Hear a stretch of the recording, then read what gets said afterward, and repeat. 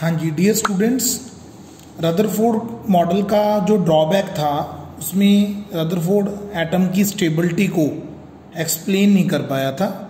तो उसके बाद जो बोहर थे, बोहर ने रदरफोर्ड मॉडल की जो ऑब्जेक्शंस थी उसको ओवरकम किया। तो इनका पूरा नाम था नील्स बोहर। तो इन्होंने अपने मॉडल के कुछ पॉस्टुलेट्स दिए। तो इनका पहला पॉस्टुलेट ये था कि अगर एक एटम की हम बात करें, ये न्यूक्लियस है और इनको उन्होंने शेल्स का नाम दिया कि जो इलेक्ट्रॉन्स हैं वो एक डिस्क्रीट ऑर्बिट्स में ही घूमते हैं। जैसे हम कहते हैं ये पहला शेल है, ये सेकंड शेल है, फिर थर्ड शेल है। तो इनको ऑर्बिट्स का नाम दिया। किसने नाम दिया? ये बोहर ने। तो आपके एनसीईआरटी के अकॉर्डिंग हम ये देखते हैं कि पॉस्टुलेट्स कौन कौन से हैं। पहला पॉस्टुलेट है only certain special orbits known as the discrete orbits of electrons are allowed inside the atom. तो इसका मतलब क्या हुआ कि एटम्स के अंदर जो इलेक्ट्रॉन्स रिवॉल्व करते हैं उनका एक पर्टिकुलर ऑर्बिट होता है, उनका एक पर्टिकुलर पाथ होता है जिसकी एक फिक्स एनर्जी होती है और इलेक्ट्रॉन्स उस ऑर्बिट के अंदर ही रिवॉल्व करते हैं। ना वो उस ऑर्बिट से बाहर जा सकते हैं, ना वो लोअर ऑर्बिट में आ सकते हैं, ना वो अपर ऑर्बिट में आ सकते हैं। वो अपने ही ऑर्बिट में घूमेंगे। While revolving in discrete orbits the electrons do not radiate energy. तो आई थिंक आपको क्लैरिटी होगी। अब जैसे ये सेकंड ऑर्बिट है, ये फर्स्ट ऑर्बिट है, तो मान लो हमने ये दो ऑर्बिट्स बनाए।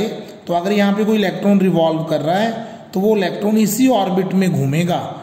मीन्स जब वो इसमें रिवॉल्व करेगा तो वो अपनी एनर्जी को रेडिएट नहीं करेगा क्योंकि उसका ये ऑर्बिट फिक्स है। जो मान लो कोई और इलेक्ट्रॉन है वो सेकंड ऑर्बिट में घूम रहा है तो उसका ये ऑर्बिट फिक्स है, इसको हम डिस्क्रीट ऑर्बिट्स बोलते हैं। और इलेक्ट्रॉन इसी ऑर्बिट में घूमेगा, वो अपना जो ऑर्बिट है वो चेंज नहीं कर सकता। अगर वो अपना ऑर्बिट चेंज करता है उसको या तो एनर्जी का लॉस करना पड़ेगा या उसको एनर्जी गेन करनी पड़ेगी, फिर वो अपना ऑर्बिट शिफ्ट कर सकता है।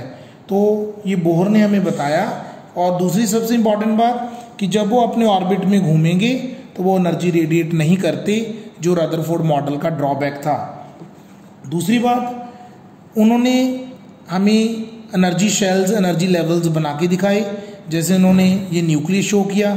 न्यूक्लियस के अराउंड हमारे पास क्या है? 4 शेल्स हैं, K shell, L shell, M shell and N shell. तो इस तरह से एक न्यूक्लियस के अराउंड शेल्स होती हैं जिसको हम ऑर्बिट्स कह सकते हैं, जिसको हम एनर्जी लेवल्स कह सकते हैं। और इन एनर्जी लेवल्स में जो इलेक्ट्रॉन्स हैं वो रिवॉल्व करते रहते हैं और जब वो रिवॉल्व करते हैं तो वो एनर्जी रेडिएट नहीं करती। और जिनको हमने के एल एम एन का नाम दिया, इसको हम 1 2 3 4 का नाम भी दे सकते हैं।